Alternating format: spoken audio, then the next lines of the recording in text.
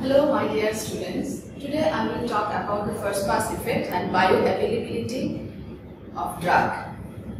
When drug enters through the mouth or taken by the orally, it have to reach us into the systemic circulation from the lumen of the digestive tract into the hepatic portal system. Hepatic portal system consists of capillary networks and hepatic portal vein. Capillary network surrounds the digestive tract such as stomach and the small intestine, and the hepatic portal vein carries the absorbed materials from the lumen into the liver. After reaches into the liver, the drug enters into the general or systemic circulation. Liver is the major site of metabolism, and some portion of the drug destroyed by the liver before it reaches into the systemic or general circulation. So, very small of amount reaches into the general circulation.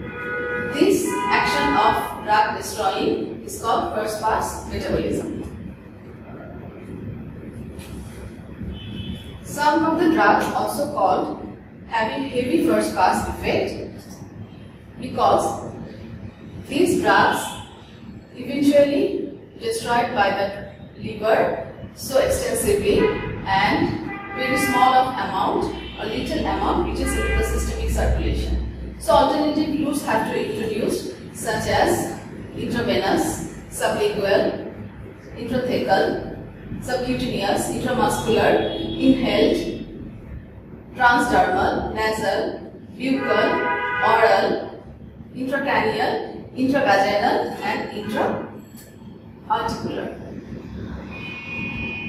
A very good example of this type of drugs are nitrates, which is used in angina or chest pain. This drug is highly metabolized by the liver and very small of amount present in the systemic or general circulation. So alternative routes must have been used such as sublingually, topically or intravenously.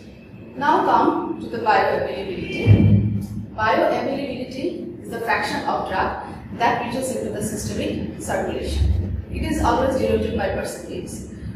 In case of intravenous route, 100% drugs are bioavailable because the entire total amount of drug reaches into the systemic circulation. But in case of oral route, only few amounts of drug reaches into the systemic circulation, as because small portion of drug lost through the feces and some portion of the drug destroyed by the liver due to the first pass hepatic metabolism. Now, please solve an equation or math. If 300 mg of a drug is administered orally, 70% of the drug is absorbed and the therapeutic extraction ratio is about 60%. So, what will be the bioavailability of the drug? To solve this problem, there is an equation F is equal to Fg times Fh. Here, F is the overall bioavailability or percentage of the drug that reaches into the systemic circulation. Fg is the percentage that makes it into the portal circulation, which is 70%. And Fh is the percentage of drug that makes it past the liver or that is not destroyed by the liver. Hepatic extraction ratio is about 60%, that is percentage of drug that the liver takes out or destroyed. So, by using these percentages, we can find out how much drug escapes the liver. By subtracting 60% from 100%, we can find 40% that is reaches into the systemic circulation.